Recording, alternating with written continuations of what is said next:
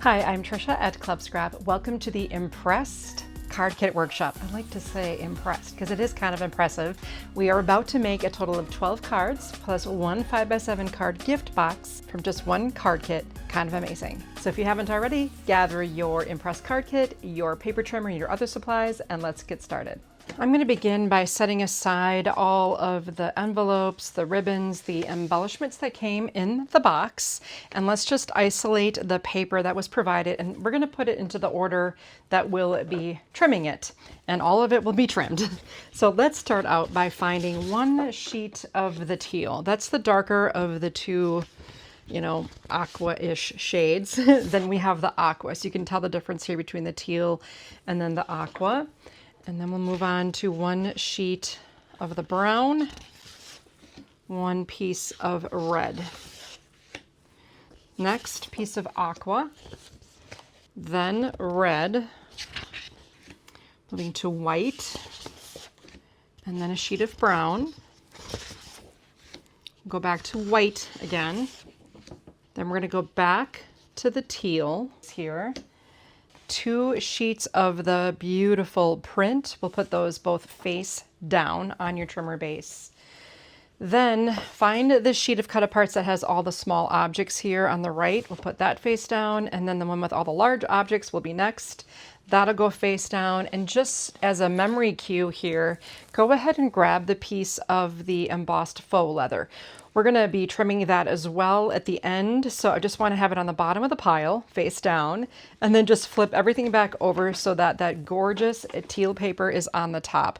I like to set my untrimmed paper to my left and then my instructions on my right, but then again, you're just going to follow along with me, so you don't even need to really worry about your instructions. Just follow my voice, okay? Listen to the sound of my voice. I'm going to take this teal paper, and right away I can see from my instructions that we need to concern ourselves with the grain direction of the paper, since later on we'll be folding it. So I like to just hold that paper by an edge and then just kind of see how it droops. Here it's pretty floppy. If I hold it by this edge, it's much more stiff. It also makes a lot of noise. This way it's more quiet. So when you put this in the trimmer, I want it to be bending in this direction, dipping easily from the top to the bottom. And then go ahead and take this sheet of aqua, perform the same exercise, and then place it in the same way so that it bends easily in this direction. And that is shown in your instructions by the arrow that points up and down. So let's stack these neatly together, and if you feel comfortable, we're going to trim them both at the same time. If you'd rather not, do them one at a time, and then you're going to have to rewind. So let's find 11 1/4. So that's 11 plus one column to the left on this particular trimmer here. And make sure your paper is level at the top and supported by pushing on this clear bar. And then we'll slide down to 7. And I just realized that I did not add my accordion pocket file to the back of my trimmer. I'm going to quick place this here so that I can stay organized by filing things into one of these 4 pockets, pocket A for card set A, and so on. If you don't have this, totally okay. Just create 4 piles, and I'll put a link in the description to a little starter kit that allows you to make one of those for yourself. Okay, back to the 7x12 that's in your trimmer. We're going to rotate that so it's horizontal, both pieces, and we're going to trim this at 8. Now these 2 pieces end up becoming card bases, so I'm going to set them aside in a pile up here, and later on we're going to go back and score those pieces. Then you have this rectangle that fell from the end, which we will trim at 6. I'll take this larger piece and place it in pocket C, as in Charlie. And then there's some smaller pieces that fell from the end. Those I might use later on, no guarantees. I'll just pop these in pocket D because I haven't decided yet. Now we still have some other wider, longer pieces here. We're going to trim this one at 11 inches. And these 2 will become card bases, so I'll set them aside to be scored. And then the remaining pieces, we're going to put them in D, and we can decide later if we want to use them. Now we're going to repeat all of that with 2 more sheets of paper. That's the magic of this whole process, is that we're creating sort of an assembly line. We're doing all the trimming first, but then we can trim 4 pieces the same way. So I want it dipping easily top to bottom, and then grab the red, do the same test, dipping easily top to bottom. Stack neatly, and we'll begin again at 11 1/4. Always making sure you stabilize so that the paper doesn't move when the blade does. And then we'll slide down to 7, rotate and cut at 8. This needs to be scored, and the piece that fell needs to be trimmed.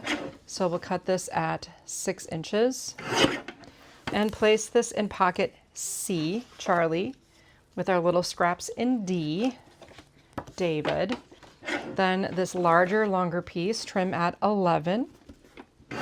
We just made 2 more card bases, set them aside, and then the remaining pieces, pocket D. Next up, we're going to put an aqua and make sure it bends easily top to bottom. And then the red, making sure that bends easily top to bottom. And we're going to trim these both at the same time. 10 1/2. So I'm finding 10 and then going left 2 columns to grow the measurement to 10 1/2. And then 6 1/4. Rotate and trim at 9. These 2 pieces, set them aside to be scored, and then the little rectangle that fell from the end, we're trimming at 4 1/4.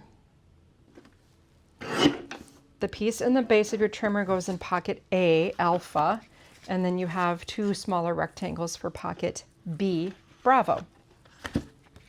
Now just work with me here on this next one. Listen carefully.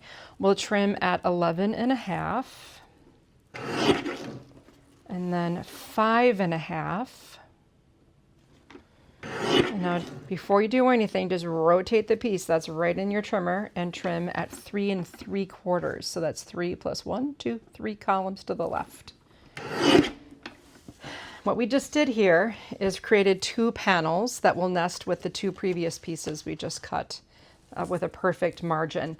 All of that goes in pocket B, both sets of those panels, and there were several scraps that we made in the process. I'll pop those into D.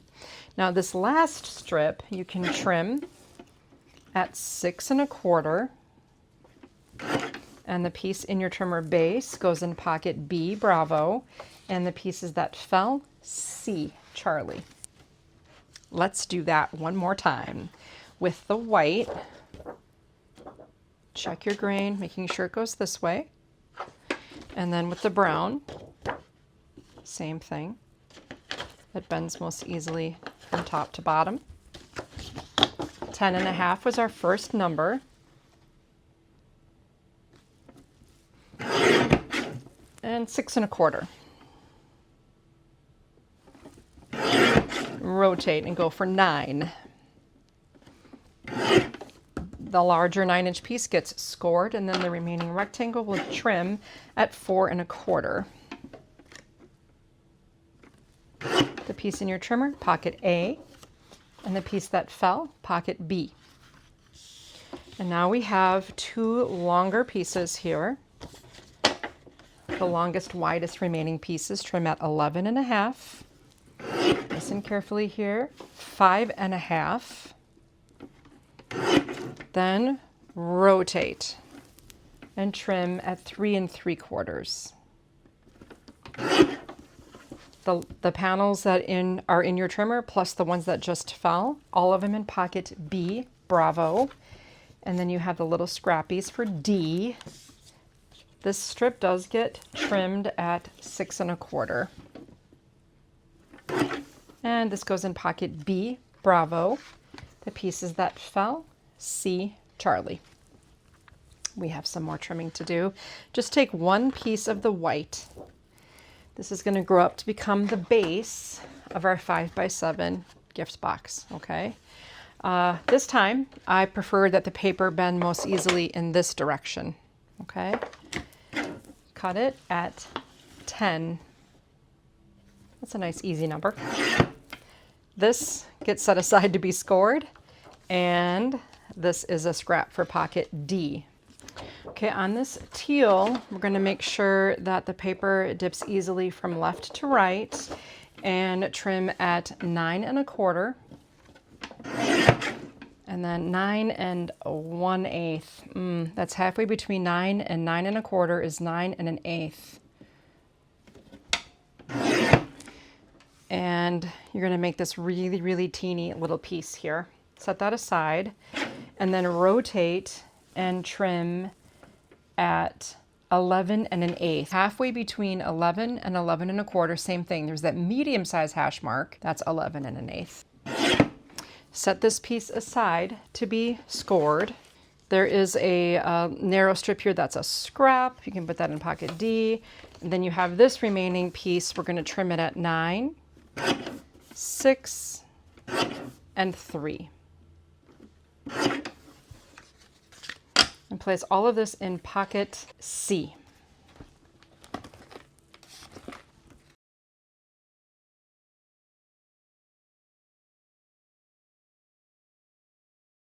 Now we have reached one sheet of that gorgeous print. I love it.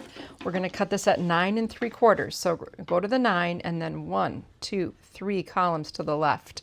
That's 9 3/4. Then 7 1/2, halfway between the 7 and the 8. And then 3 3/4. All right, the piece in the base of your trimmer and the one that just fell, they should be the same size. Sometimes I like to put them so the white side is facing the white side. It's a little less slippery. And we're going to trim them together at 10 and 5. And that's going to give us 1, 2, if we turn them right side up again, 3, 4 panels for pocket A. These two little guys that fell from the end, D, you can use them at your discretion. Now you have 2 more strips that are the same. I'm going to put them back to back again and cut at 11 and 5 1/2. So I'm going to scoot them down 5 1/2. Just made 1, 2, 3, 4 longer, narrower panels for pocket B, bravo. And then 2 little scraps. You can throw them away. They're so small if you want. The remaining piece, and again, we weren't checking grain direction on these prints because they won't be folded. So then the grain doesn't really matter. Let's cut these at 7 1/2 and 3 3/4. I will put the 2 pieces that we just made back to back. They should be once again the same. And we'll cut at 11 1/2 and 5 3/4. I'll put these pieces to rights again. Place them in pocket C, Charlie. Now for this remaining piece, oh, I forgot to mention there were 2 little scraps there. Put those in D. Okay, so on this one, we're going to cut it at 11 1/2 and 6 1/2. This goes in pocket D, David. Now this other piece that fell, we're going to rotate it so it's vertical. So the measurement when it's in the trimmer here should be 4 1/2. We're going to cut this at 3. The piece in your trimmer right now, pocket D, David, and oh, I guess I've been putting the everything in pocket D, scraps plus what we need for the cover. So maybe I'll take these 2 larger pieces out and set them aside. Okay, now we're going to grab our cut-aparts.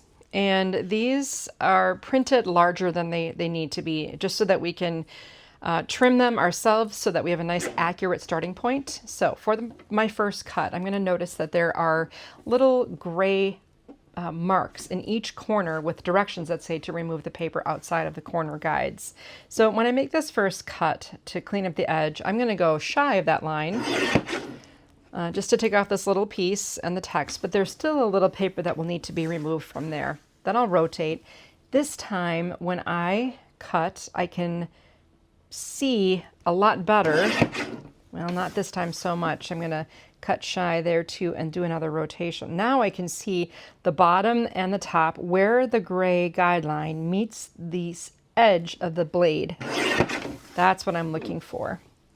So I'm just going to keep rotating until I'm happy with how I have this trimmed up. Now on this turn I can kind of look to the 12 here on the left, and sure enough it's lined up beautifully. And look, I just took off literally a hair of paper. I'm going to rotate one more time and just double check this edge here. Okay, and then I'm going to take all these little scraps and get rid of them. And now when I trim this, I'm going to have just this long narrow strip on my right.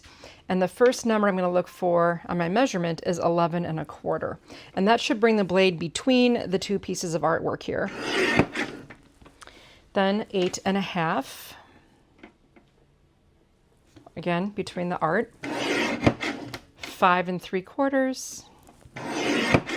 And 4. Rotate this 4-inch piece and then make sure this narrow strip is on my right. I'll cut at 11, 8 1/4, 5 1/2, 2 3/4. And 1, 2, 3, 4 pieces the same going into pocket A. We do have a little scrap I'll throw in D. Okay, same thing now on this one. This strip, I'm going to make sure that narrow piece is on the right. I'll cut at 11, 8 1/4, 5 1/2, 2 3/4. All of these that are the same, pocket B, bravo, with another scrap. Once again, okay, now this time we are going to cut at 11 3/4, 10, 7 1/2, 5, and 2 1/2. Okay, you made 1, 2, 3, 4 pieces that have the same or similar art. Those go on pocket C.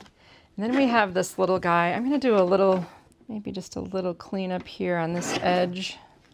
And then make sure the dots are going to fall off with our first cut at 2 1/2. Then 1 7/8, believe it or not.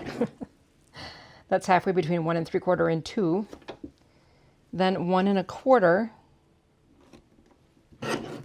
And then can barely see it, but we're going to cut at 5/8. If you want, just eyeball it. And then I'm going to pick up all these little pieces and place them in pocket A. Here, I'm just going to, with the greetings on the left, we'll cut it at 4 3/4. I have a little pile set aside of the 2 prints that are nestable. I'm going to place this with that. This is for the outside cover of our box. Now, these items do get separated like fussy cut style, but I'm just going to kind of separate them with scissors, just rough cut, so that I can get them filed into the appropriate pocket, and then they can be fussy cut later. I'm just going to kind of leave them in the order so that I can see from my distribution map where these all need to go. Okay. This piece here, this one and this one. So the bottom, and then the flower with the rust area, and then this all teal flower plus the orangish reddish one here. All of that, A.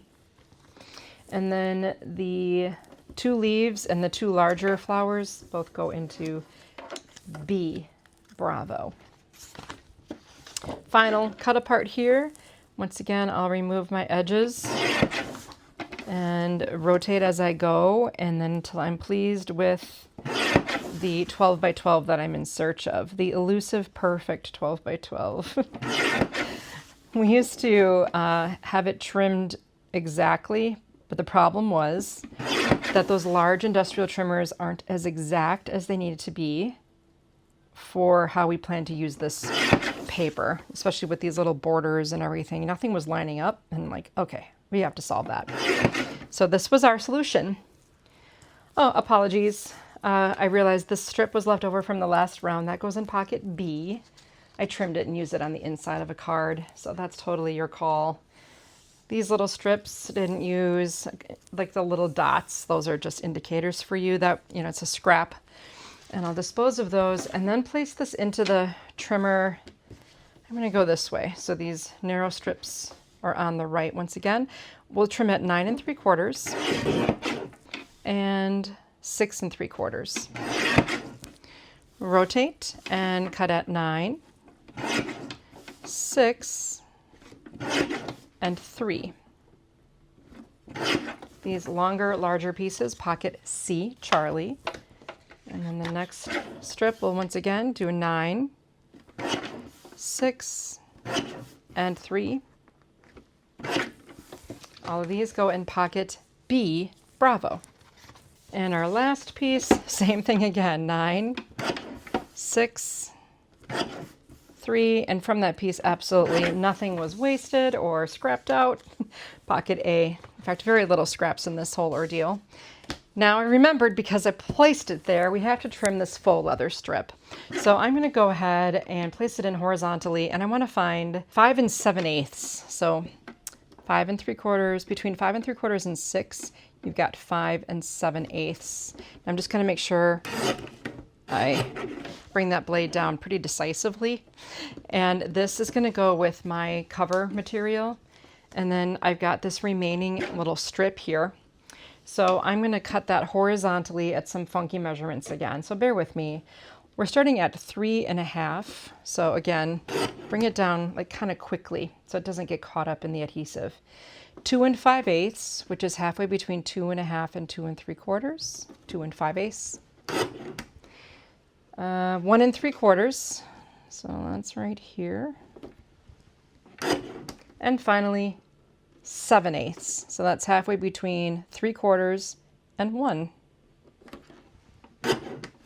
Even though we're working with small things, this clear bar is what makes all that possible. So now we've got 4 really sweet little mats for our tiny sentiments that are living in pocket A right now. And I regret to inform you that this is a scrap.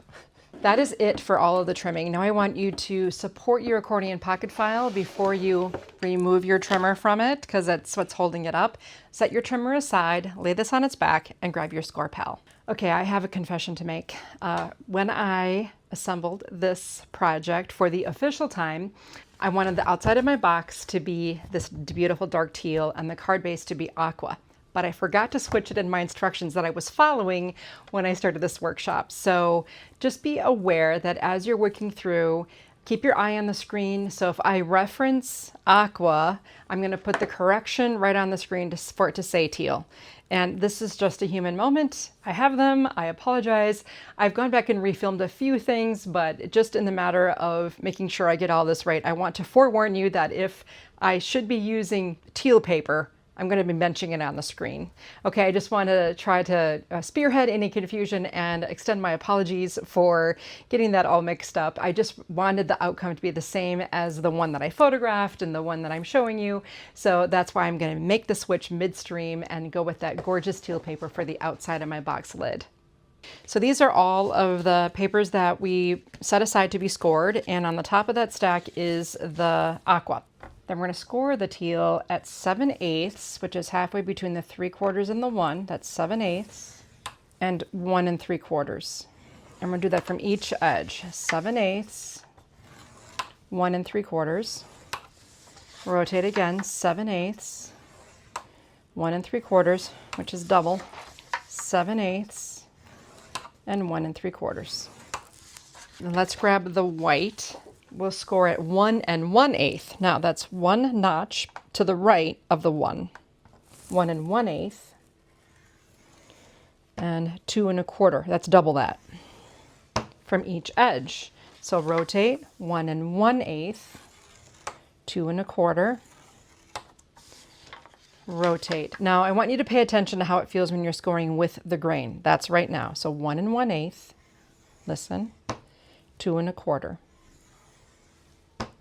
Now when I rotate, we're going to be scoring against the grain. You can just hear it, 1 1/8, 2 1/4.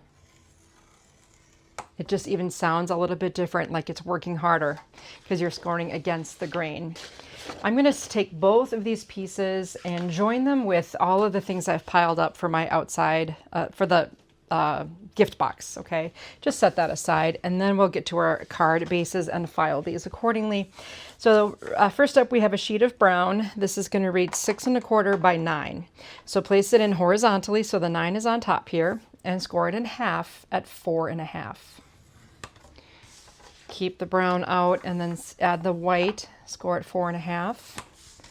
The red will be next if you were following along, 4 1/2, and 9, score at 4 1/2. All of these card bases are going to land themselves in pocket B, Bravo. Now we have these long, narrow strips. One of them is in red. I'm going to have you score that horizontally at 5 1/2. And then the brown at 5 1/2. Reach down for the other two that are the same size. The aqua at 5 1/2 and the teal at 5 1/2.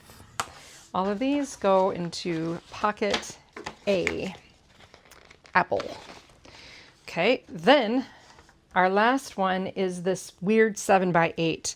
So when you place it in the ScorPal, make sure that the 8 is up here, the 7 is down on the side. So you're scoring horizontally, but it's only an inch difference. And I want you to find 5 on the red. Oh, I had the brown there too. I'll just score again to make sure. Again, make sure it says 8 here, score at 5. And it says 8, score at 5. This pile of card bases goes into pocket C, and now we're ready to get started with our assembly. I think we're going to start out though by making the gift box, the 5x7 gift box. Let's get that out of the way. It's so easy. You're absolutely going to love this. And be mindful that if you just trim more paper the same exact way, you can make more gift boxes. So if your kiddo has 4 teachers and you want to give them one of these boxes during the holidays, you have everything you need to do that because you probably have a paper stash at home, like me. All right, let's get started on that box. For now, I'm going to set aside all of the lid embellishments, and I'm going to turn to page 3 in my instructions so that I can, reference this. You can reference this as we're preparing these base and lid for our boxes. We have some trimming to do. I'll walk you through that. Grab scissors, and I do like to work with the scored side facing up. So working vertically, just always keep that in mind. I'm going to go from the right edge. I don't know why I always do it this way. From the right edge, there's this first vertical line and there's a second vertical line. I'm going to remove the line itself by cutting a dart that starts at the bottom edge and ends at the second intersecting horizontal line. So here I'm going to come in to the left of that second score and then to the right. It's actually the third one to the third score. And I'm going to take out this little dart here so you can see what's been removed. Now I'm going to enter again from the edge to the left side of this outside score line and go toward that horizontal second score line to cut this. Then I'm going to come in from the side, removing the score line itself to take out that entire corner. So this has like a score line on this edge, a score line on this edge, and a score line through the middle. And that's the piece that goes away. So a dart and a little rectangle. Now I'm going to move over to the second vertical line and make that dart again. So starting from the edge, stop when you reach the intersection of the second horizontal score line, then come in from the other side to create that little dart. Then entering just to the right of that first vertical line, and then from the side I'm going to come in, take out that entire corner, and now I've created 2 tabs. Now a common mistake at this point is to rotate only one turn and then start making some cuts here. Don't do that. Rotate all the way so that those 2 tabs you made are pointing straight up.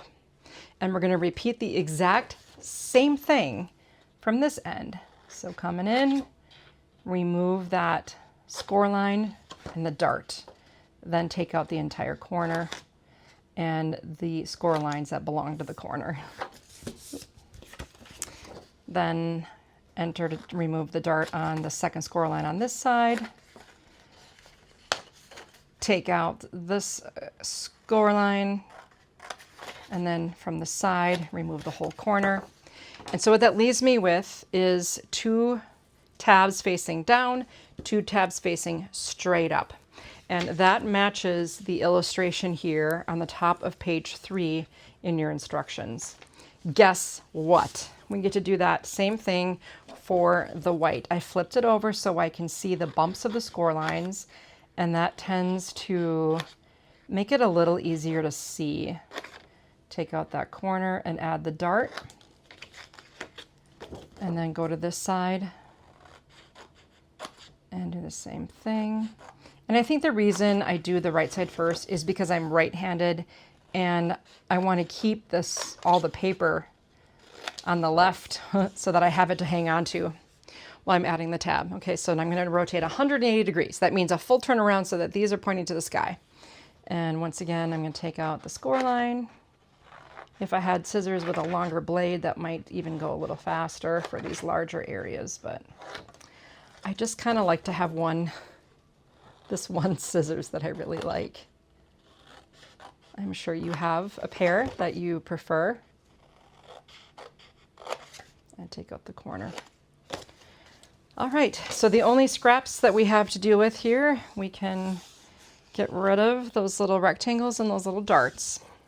Next, I'll grab a bone folder, and if you don't have one, I do carry a really nice ergonomic bone folder right now that I have found. I will try to remember to leave a link for you in the video description. So with this paper placed with the tabs pointing up and down, I'm going to fold along these longer score lines, and then I just like to rotate 180 degrees, burnish, and then burnish a nice crease.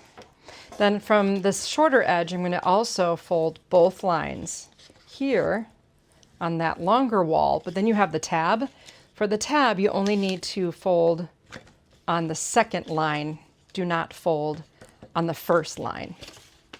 Rotate, and then I always rotate so I can work with my right hand, and then if you were left-handed, you would just go the opposite way. And remember, on these tabs, you only need to fold on the second score line. Now, I do like to make cards that have some kinetic energy and some movement, but in cases like this where we have a box or like something else to make as well, then all my energy is going to focus on helping you put this together, and then we have a nice simple card structure for you. So here is our white box base. And you can use your favorite adhesive for this. I'm going to go ahead and use my bookbinding glue. You could also use your ATG. And I'm going to make sure, again, that this is positioned what I would say vertically. So your tabs are pointing up and down. And I'm going to come along here, this outside edge with my bookbinding glue. And I do like to use it in this case just because it gives me a nice bond. I'm going to do the same thing on the left side. So I'm going to work 2 sides at a time here. So these long, narrow flaps have the adhesive, and I'm just going to fold this flap onto the neighboring flap. And that's going to do 2 things. It's going to give me a nice folded edge here at the top of my box wall and a double thickness for the wall of my box. Next, I'm going to add the glue to this flap, and if you've made a box before, do a 180 degree turn and add it to this flap. So I'm kind of cheating by working both flaps at the same time, but if you can work either one at a time or together. Then I'll take these flaps and stand them up so they're pointing to the sky. All I need to do now is turn in my box walls from the left and the right, and that gives me a nice little corner right here with the tabs that we made earlier. And then the glued flap goes up and around the tabs, trapping them inside, and then making the third wall of the box. Then I'll rotate it 180 degrees, turn in my tabs again, and bring that lip up and over so it forms my box. And just make sure that's well bonded here. There is a gorgeous white box base. Now I'm going to bring in what should have been all along teal. Again, I apologize for any confusion. Again, I made the corrections on the screen, but from now on, we're in good shape with our teal box lid, and I'll do the same thing. So I'll add the bookbinding glue here to these long walls, making sure that these are the ones where the tabs are pointing straight up and down, okay? That's really, really important. And then I'll just fold it over onto itself, leaving those tabs vertical.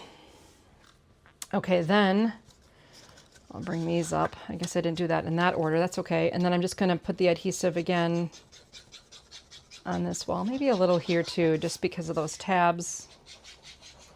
I'm just going to make sure I get this thoroughly on this outer flap here. Okay, so now turn the wall in. Make sure your tabs are at 90 degrees to form a corner, and then bring this up and around to trap the tabs inside. And then here, up and around. And just burnish it a little bit. I'll put the lid back on my little adhesive applicator here and pop it into my tape dispenser in the back corner, which works really well. Okay, so now if everything went well, the lid fits on the box. And I promised to tell you why, but this is why I had to add 1/8 of an inch to my box measurement when I did the lid. That additional 1/8 inch, or that 1/8 inch variance, is what allows this to fit snugly, but fit onto the box base. Okay, that's the whole reason for that. Now we have our beautiful printed paper. We have our faux embossed leather, another layer of print, and then this. But I'm going to show you a couple tricks. I have this old cutting board here, cutting mat, and I'm going to take my craft knife and I'm going to add a slit to the right where it says the greeting. I'm just going to add a slit here with a ruler and craft knife. And I just want to point out, if you're not comfortable with a craft knife, I understand this step can be omitted. It just kind of adds a little sweet something. If you have had struggles with craft knives in the past, make sure you're working with a fresh blade that can make all the difference in the world. I will grab this beautiful ribbon and enter the slit that I made, and then thread through the other side. I'll take my little scissors here, and I think I'm gonna actually extend the amount of ribbon I'm using by nesting this first, so I'll leave it unattached.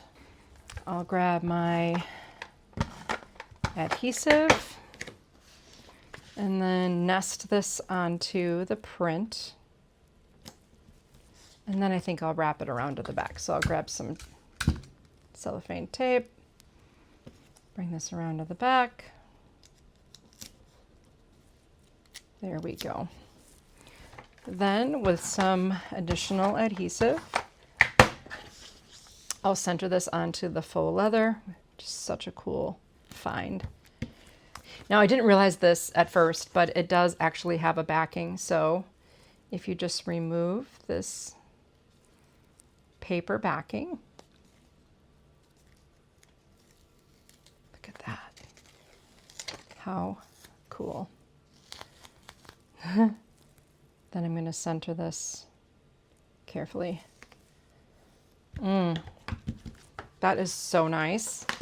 And then one final, and because it's a box, it might be handled a little bit more. I probably will use a little more adhesive than I usually do. So I'll bring in my beautiful box, and on this teal lid, I'll finish that off. Isn't that just so lovely? Okay, box is set to go. Set all this aside, and the next thing we need to do is empty pocket A so we can make card set A. I'm also going to turn to, let's see, page 3 of my instructions. This is the visual guide of what we're going to be putting together, and I'll try to work kind of in the order that the cards have been presented so that it kind of matches up with the instructions. So that's going to give me the teal card first, and then the red, followed by the aqua, and then the brown. It always helps to kind of sort things out by size before you really get going. The next thing we'll add to each card is one of these prints and then a colored panel. So for the teal card, we'll add an aqua and then a white, the brown, and the red. For our outer sentiment, we'll go, "You're simply the best," and "You're simply the best" with this one. And then we've got "It's your birthday" on these two bottom ones. Those are going to become horizontal. And then we'll match up "Better than all the rest" with "Simply the best." And then "Kick up your boots and celebrate," which with these. Each one is going to get a leather panel and then one of the tiny sentiments. So the "Simply the best" gets "thank you" on each of those. I went with the brown "thank you" and the teal "thank you." And then "yeehaw." We got a aqua "yeehaw" and a brown "yeehaw." And then we also have some of these fussy cut elements, and these are purely optional. I did the teal flower here, the multicolored flower, the swirl, and then the final flower with this one. So those are your basic parts and pieces, and I'm going to take the brown card base and slide everything into this envelope here. This is the smallest of the 4 envelope set, or smallest of the envelope sizes. There are 3 sizes for each of all 3. And then I'm going to take 3 of the envelopes and just get these set aside so we can construct one of the cards together, and then I'll show you exactly how it works for all 4. The first thing I will do is turn this card base over so I can feel the bump of the fold, and then make sure that bump goes on the inside. Fold it in half, and I always just double check to make sure the corners are lined up nicely. And if you wanted to, you could just right away take our first panel, our printed panel, and center this onto the card base. Now we have this sweet little panel here, and I did bring my earth ink pad and one of my old sponge applicators. You know, you probably have some form of a ink applicator that you like to use. I haven't moved on from these, even though we haven't carried them for years, but we had them made in the US, and I have not been able to find a manufacturer for them stateside. So that's the sweet little outer panel here. If you want, you can ink the edges of this too. You know, just depends on how much time you have and your personal preference, or you could just leave it completely clean. So the inking part is optional.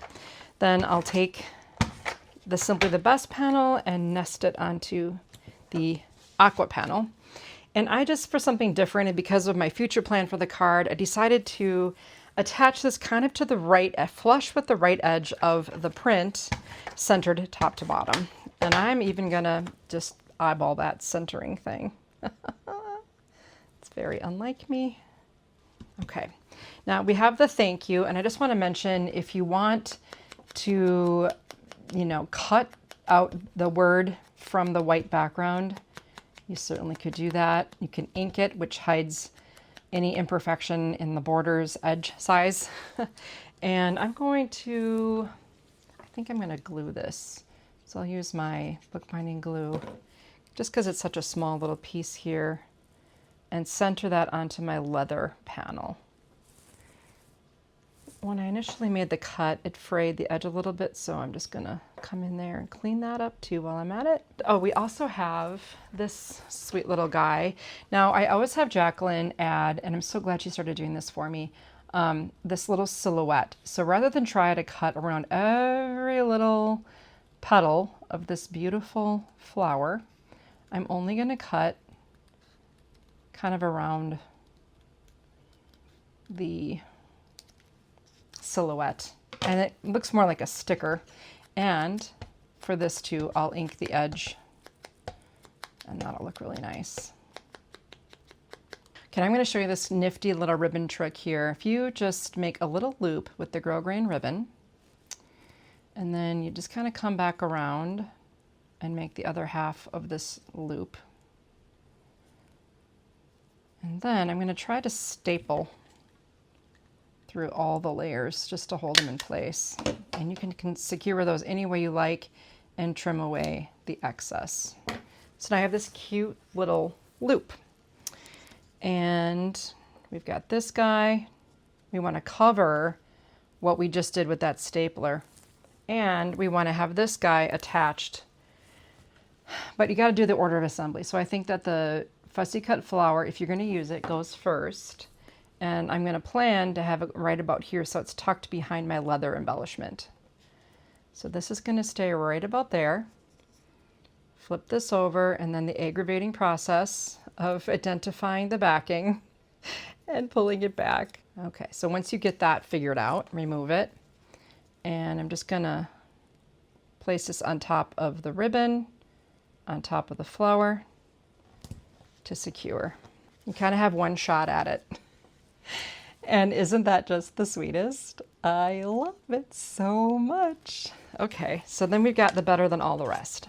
So if you want to, you can reach into that scrappy pocket of yours and pull out all those narrow strips and things. I found a piece of red and I found a narrow piece of aqua. I added a little V. I've done this a gazillion times before, but maybe you're new here. And then I want this one to be, I think, a little shorter. So I'm going to add another V like here. You can tell it's real scientific. So I'll add this. I don't know, maybe I'll do it this way just because. And then this one, I'll use some glue just because it's so small. And then my sentiment. That way you got a spot to sign with a regular colored pen. Very sweet card, right? Okay, so now we had our other cards, 1, 2, 3, ready to go. They all assemble the same exact way. So we made this one together. And I'll just show you the inside of this one. That's how I did that one. And then we have the red card base. Same type of a deal. I just planned this out, covered the staple. Here we have the horizontal version. So another loop, kind of had it angling this way with that tucked behind. So you just have to plan a little bit before you put the leather piece onto the card. I think that was just a great way to use those leather scraps, wasn't it? Okay, let's clean up our area and grab everything out of pocket B to make our next set of cards. I just wanted to mention that in set B, I used some waxed cord. I just have a spool of waxed linen thread here. I admit that I used up all of the red cord that's included in your kit for card set C. So if you skip some of the ribbon that I used on C as the embellishment, you can certainly use the red in this case as well, but I just needed every last little centimeter of it, so I supplemented with some linen cord from my stash. I really like to make sure you have everything you need in the box, but this was just a little bonus add, and a lot of you have some sort of thread or narrow ribbon or jute or something on hand, some twine, something that will work in this case. Otherwise, steal a little bit from the future set C in order to make these fun ribbon tricks work. Let's turn to page 4 of our instructions. That's going to give you your visual of the cards we're going to be working on together right now. So, okay, your first card base should be this aqua color. And then we have a brown card base followed by the red and then our plain white. Okay, next up, let's add the larger of the two sizes of panels. We'll go the larger red here and then the aqua, then white and brown. Then we alternate to a smaller panel, white, red, brown, and aqua. So distributing all of those colors. Next, each card is going to get a printed panel and a small panel. So let's go with brown, basically the missing color, white, aqua, and red. Then a smaller sentiment for each one. So we've got Get Well Soon, and Get Well Soon, and then You're Not Older, You're Not Older. Inner sentiments, thinking of you and wishing you brighter days ahead. We've got the red here and the brown on this one. And then You're More Impressive with those happy birthdays. On this first card, we'll add a brown strip to the inside, then a white strip to the brown card, the aqua strip to the red card, and the red strip to the white. I also did add some of this print to the white card to kind of liven up the inside a little. And each card has some sort of a little fussy cut. So the leaf will be there. Then on the red card, you have this larger flower and then the teal flower here. So if you reach for your medium-sized envelopes, I like to take the fourth card that's illustrated in the instructions and then put that into the envelope first. So all those parts and pieces go into the A6 envelope. This is going to be interesting. And pop this in there. That way that's kind of on the bottom of the stack. I think I'll rotate all of these goods and then slide this into the next envelope. So the red would be next. Those will be your two horizontal cards or two vertical cards rather. Now your horizontal cards, I think, are these. And I did two little ribbon tricks on this one, and I'll kind of walk you through both of them. So here on this aqua card, we'll flip it over to find the bump and then to bury it on the inside of the fold. So line up those corners nice and neat and burnish with your bone folder. Now do not be tempted to put this onto the card base quite yet because we are going to be working a little with the ribbon. Now with this white panel, I did choose to ink the edges. Just kind of support from the back. You could also run this through an embossing machine to add some texture to this panel if you wish. You know, the world is your oyster. This I am going to nest onto the red panel. Okay, now we also have this lovely printed strip. So I'll add some adhesive to that, and then I'm going to grab my cute little grid ruler. And I'm going to go for about 1/4 of an inch up from the white panel or 1/2 inch up from the red panel to add the print. Then I'll take this gorgeous brown ribbon and stretch it across, going a little wider than the card base itself. And I am going to take some cellophane tape and just kind of make sure you're working with the right side up on that ribbon. And then I'll kind of almost loosely adhere this because I'm going to be pulling that ribbon in a little bit more. At this point, I'll take some of the sweet little blue grosgrain and I'm going to cut it at a nice little angle here. And then I'll take my cord that I mentioned.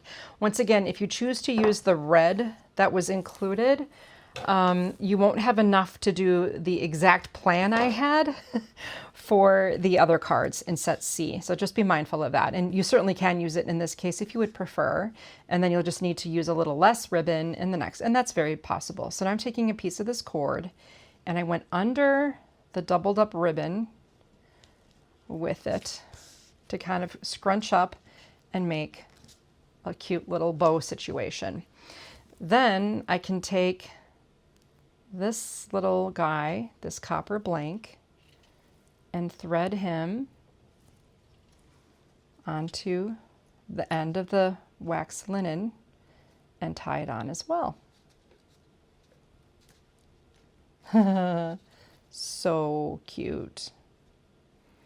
Now, if you're worried about postal regulations and paying extra postage, you can just use your fingertips to remove the hanging hole and just go directly onto the blank, the copper blank, and I'll show you how to do that in a moment.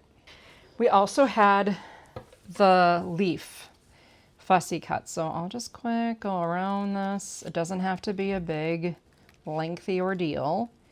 I know a lot of you love to use your die cutting machines for little details like this, but I gotta tell you, it literally took me less time to just trim it with my scissors, and I'm only gonna use this once. So it's just kind of an efficient way, cost-effective way to get these fun shapes when you're only gonna use them a time or two, rather than storing that thing for perpetuity. And then I'll just add a sweet little leaf to that conglomeration of embellishment there. Okay, what about our sentiment? Let's talk sentiment here. I will ink the edges of this too, as long as I'm at it. Like, it's kind of like once you start, you can't stop, right? And then I will put some adhesive on the back and nest it onto the brown.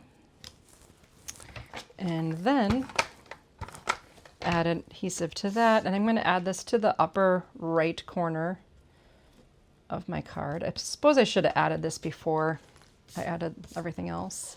And that's pretty much ready to go, isn't it? It's looking really good. Center this onto my folded card base, and always just double check that the open side of the card is on the right side. And we're going to anchor our sentiment with a brown strip.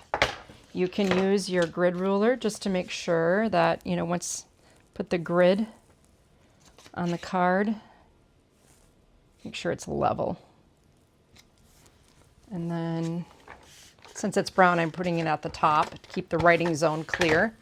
And then I'll add my thinking of you sentiment and wishing you brighter days ahead. Very sweet. And you could go into your little scrap pile. You could add another thinner piece just to add more color to the inside. You could add the white scrap just to brighten it up a little bit too, whatever your creative muse tells you. So from my originals, this was my first card like the one we made together. What did I do on the inside here? Oh, I added a red strip. Told you.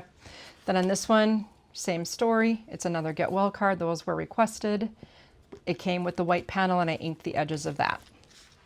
On these vertical cards, I did the same exact ribbon trick that I showed you. The only difference is that the ribbon doesn't wrap around. I just used 2 shorter lengths and tied them together with the linen thread. That's it. I did do the swallow's tail cut on the brown and the angled cut on the blue grosgrain here. And on this one, I just did 2 separate lengths, one smaller, one longer, of the brown, and swallowtail cut both of them. The fussy cut shape was inked, just like I showed you in, the leaf.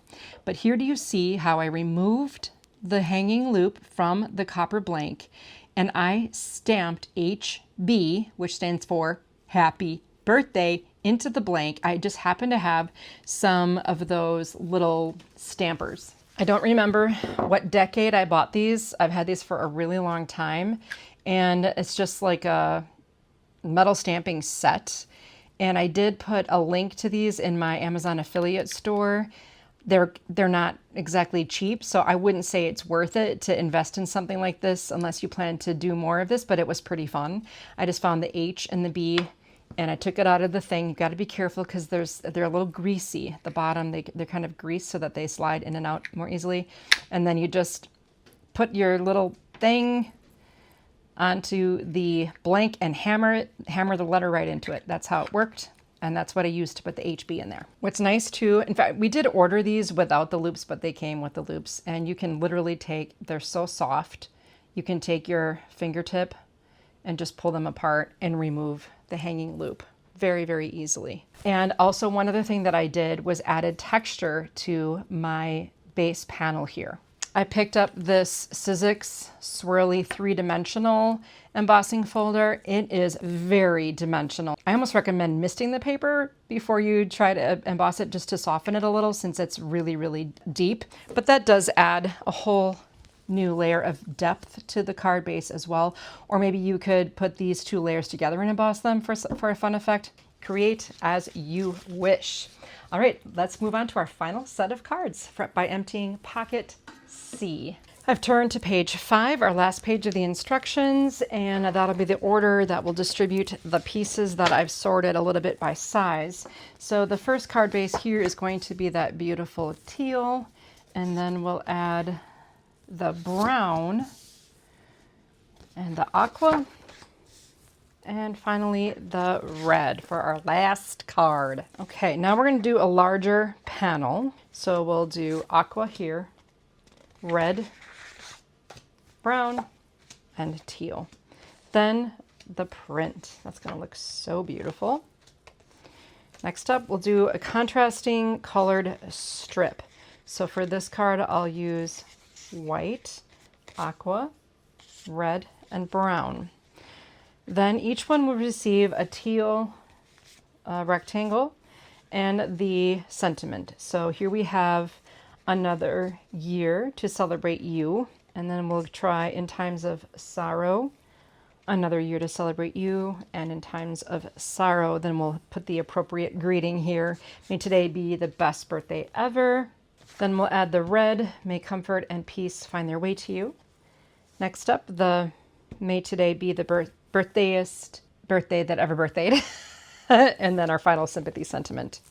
As we've done before, and as is our routine, we can take our largest envelope, slide in the red card, because that's the fourth card in the instructions, and that'll be on the bottom of the pile. You know, it's all about getting that logic.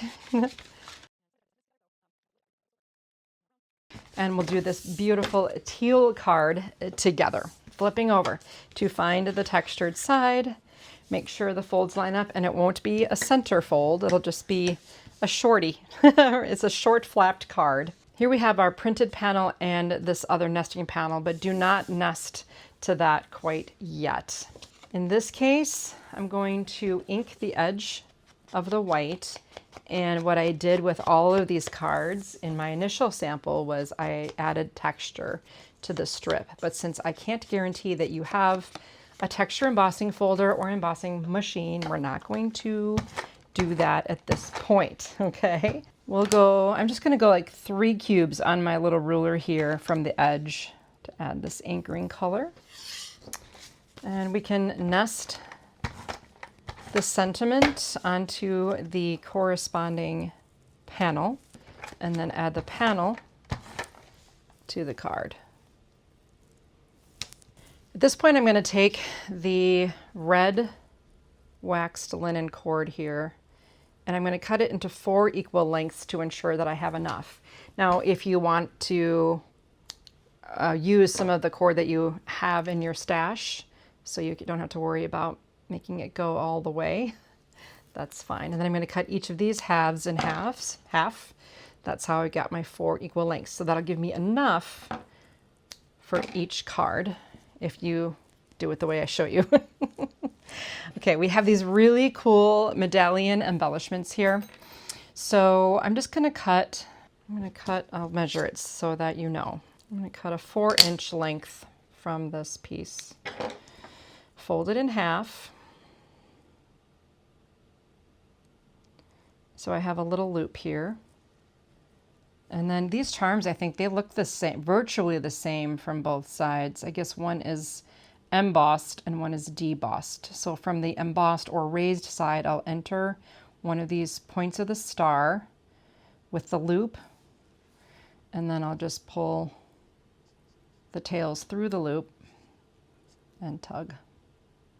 All right, then I'm going to take that longer piece and find the slot directly opposite of the one I was just in here and thread that through. Bring the tails out through the loop.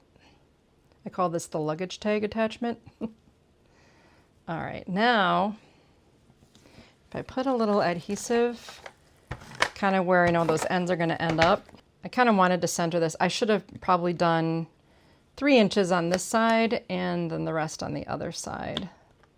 But I have just enough to make my way. I will tape this just to be sure. Okay, then now I can nest this onto this panel. On the first card I made, I first attached it to the panel and then wrapped the ribbon, but then when I added this to the card base, I could see it from the back side. So I had to do a little repair job. Now next, if you want to add the inner sentiment here, this is just going to go right 1/8 of an inch from the edges on the top, bottom, and right side of the card. And then this is going to just be centered kind of within that space. But what you have to be aware of is that you don't put adhesive past where that flap is going to be. So I just like to flip it and center it. And that way I can add my adhesive only where it will be attaching to the flap. Bring it back on over. And I'm eyeballing here. But you, of course, can use your ruler. It's a 1/2 inch from the top, bottom, and left edge. And there I have my card set C finished card sample. And again, I'd probably go maybe a 3.5 inch piece of the wax on this side, so you have enough for this side. You'll make that a few more times, thus creating your last cards. You can see the texture being added.